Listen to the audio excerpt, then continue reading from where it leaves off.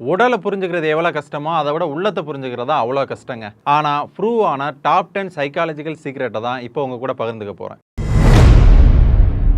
நம்ம எல்லாருமே புது பேனா வாங்கினோடனே ஃபஸ்ட்டு நம்ம எழுதி பார்க்குறது வந்து நம்மளோட பேர் தானா. 100ல் 97 பேர் இந்த மாதிரி தான் பண்ணுறதா ப்ரூவ் ஆகிருக்குங்க. ஒரு நாணயத்துக்கு 2 பக்கங்கள் இருக்கிற மாதிரி மனிதர்களுக்கும் நல்ல எண்ணமும் இருக்கும், கெட்ட எண்ணமும் இருக்கும். நம்மளுக்கு அந்த கெட்ட எண்ணம் வரும்போது அதை ஒரு பேப்பரில் எழுதி அதை கசக்கி குப்பைத்தொட்டில் போட்டோம் அப்படின்னு வச்சுக்கோங்களேன், நம்மளுக்கு அந்த நெகட்டிவ் எண்ணெல்லாம் போயிடும்னு ஒரு சைக்காலஜிக்கல் ஆய்வு சொல்லுதுங்க. ஆரஞ்சு சாப்பிட்டா மனசுக்கு நல்லது அப்படின்னு சொல்கிறாங்க. அதே நேரத்தில் நம்ம இருக்கிற இடத்துல வந்து ஆரஞ்சு கலரில் ஏதோ ஒரு பொருளோ ஏதோ ஒன்று வச்சோம் அப்படின்னா அது நம்மளோட மன அழுத்தத்தை குறைக்கும் அப்படின்னு சொல்கிறாங்க. நம்ம அப்பா அம்மா நம்மக்கிட்ட சொல்லியிருப்பாங்க, அதாவது முக்கியமான விஷயத்தெல்லாம் எல்லாருக்கிட்டையும் சொல்லக்கூடாதுப்பா, அது வந்து நடந்து முடிஞ்சதுக்கப்புறம் தான் எல்லாருக்கிட்டையும் சொல்லணும் அப்படின்னு சொல்லுவாங்க.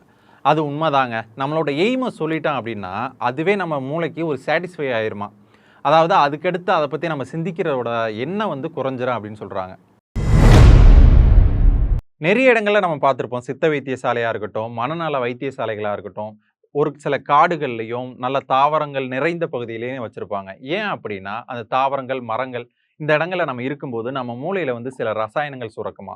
இந்த ரசாயனம் வந்து மூளை சிந்தனை திறனை ஊக்குவிக்கிறதா இருக்கட்டும், மனநலத்தை பாதுகாக்கிறதா இருக்கட்டும் ரொம்பவே ஹெல்ப்ஃபுல்லாக இருக்குமா. அதே நேரத்தில் நம்ம இன்னொன்று கூட பார்த்துருப்போம், பெரிய பெரிய கவிஞர்களும் சரி, பெரிய பெரிய ஆராய்ச்சியாளர்களும் சரி, யாருமே இல்லாத ஒரு தனித்த இடங்களில் போயிட்டே இருப்பாங்க. ஏன்னா அங்கே தான் தாட்ஸ் வந்து ரொம்ப அதிகமாக வரும் அப்படின்னு சொல்கிறாங்க. அதாவது சரியான தாட்ஸ். இப்போ ஒரு குரூப் ஆஃப் பீப்புள் உட்காந்து பேசிட்டு இருக்கோம்னு வச்சுக்கோங்க. அதில் நமக்கு நேராக ஒருத்தவங்க கால் யார் வச்சு உட்காந்துருக்காங்களோ அவங்க தான் நம்ம மேலே அதிகமாக ஈர்ப்போடு இருக்காங்க. அதாவது அவங்க நம்மக்கிட்ட தான் அட்ராக்ட் ஆக ஆசைப்படுறாங்கன்னு அர்த்தமா.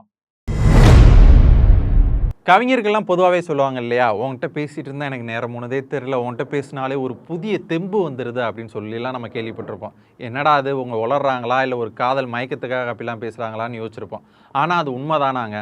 நமக்கு பிடிச்ச ஒரு பெண்கிட்ட பேசும்போது நம்மளோட மன வலிமை வந்து இன்னும் அதிகமாகுமா, மனசு ரிலாக்ஸ் ஆகும் அப்படின்னு சொல்கிறாங்க. பெண்கள் பொதுவாகவே சேட்டிங் பண்ணுறப்ப இருக்கட்டும் இல்லை மற்ற நேரங்கள்லையும் கேட்பாங்க, என்னை எவ்வளோ தூரம் நேசிக்கிறேன், என்னை எவ்வளோ தூரம் நேசிக்கிறேன், என்னை எவ்வளோ நேசிக்கிறேன் அப்படின்லாம் சொல்லுவாங்க. அது பார்க்க ரொம்ப சில்லி கொஸ்டினாக இருந்தால் கூட அதில் ஒரு லாஜிக் இருக்காங்க. பெண்களுக்கு மட்டும் இவர் நம்மளை இவ்வளோ தூரம் தான் நேசிக்கிறாரு, இவரோட நேசிப்பளவு இவ்வளோ தான் அப்படின்னு அவங்க தெரிஞ்சுக்கிட்டாங்கன்னா நம்ம மேலே இருக்க அவங்களோட ஈர்ப்பு வந்து குறைஞ்சு போயிருமா. ஸோ எவ்வளோ நம்மளை நேசிக்கிறாங்கன்னே தெரியாத அளவுக்கு நம்ம அந்த இதை கன்டினியூ பண்ணும்போது தான் அந்த ரிலேஷன்ஷிப்பை வந்து மெயின்டைன் ஆகும் அப்படின்னு சொல்கிறாங்க. சிலர் சொல்லுவாங்க, இவங்க என்னோட க்ரஷ்டா, இவன் என்னோட சைட்டிங் பார்ட்னர் அப்படின்லாம். ஆனால் அதில் ஒரு ட்விஸ்ட் இருக்குங்க. 4 மாதம் ஒருத்தங்களுக்கு க்ரஷ் இருந்துச்சுன்னா, அதாவது சைட்டிங் பார்ட்னரோ இருந்தாங்க அப்படின்னா அது வந்து அப்படி கிடையாதான். அது வந்து ஆட்டோமேட்டிக்காக லவ்வாக கன்வெர்ட் ஆயிரும்னு சொல்கிறாங்க. பெண்கள்கிட்ட ரகசியத்தை பகிர்ந்துக்கவே கூடாது அப்படின்னு சொல்லிட்டு நம்மளோட அப்பா அம்மா அந்த காலகட்டமாக இருக்கட்டும் இப்பயும் கூட சொல்லிகிட்டே இருப்பாங்க. இவங்க ஏதோ பழைய பண்பாடில் ஏதோ ஒன்று முரண்பாடாக பேசிகிட்டு இருக்காங்க நம்ம நினச்சிருப்போம். ஆனால் அது அப்படி இல்லைங்க. உண்மையாகவே பெண்களால் ரகசியத்தை தக்க வச்சுக்கவே முடியாதான். யார்கிட்டையாச்சும் சொல்லலாம் அப்படின்னா உங்களுக்கு மூளையே வெடிச்சிடுற மாதிரி இருக்குமா.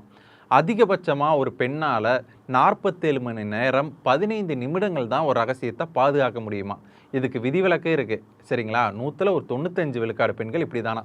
கிட்டத்தட்ட 2 நாள் கூட அவங்களால ரகசியத்தை தக்க வச்சுக்க முடியாது அப்படின்னு சொல்கிறாங்க. இந்த தகவல்லாம் ரொம்பவே யூஸ்ஃபுல்லாக இருந்திருக்கும் அப்படின்னு நினைக்கிறேன். இதெல்லாம் எது எது உங்களுக்கு நல்லா இருந்துச்சு, இன்னும் இது மாதிரி செகண்ட் பார்ட் இதில் போடலாமா அப்படின்னு கமெண்ட் பண்ணுங்கள்.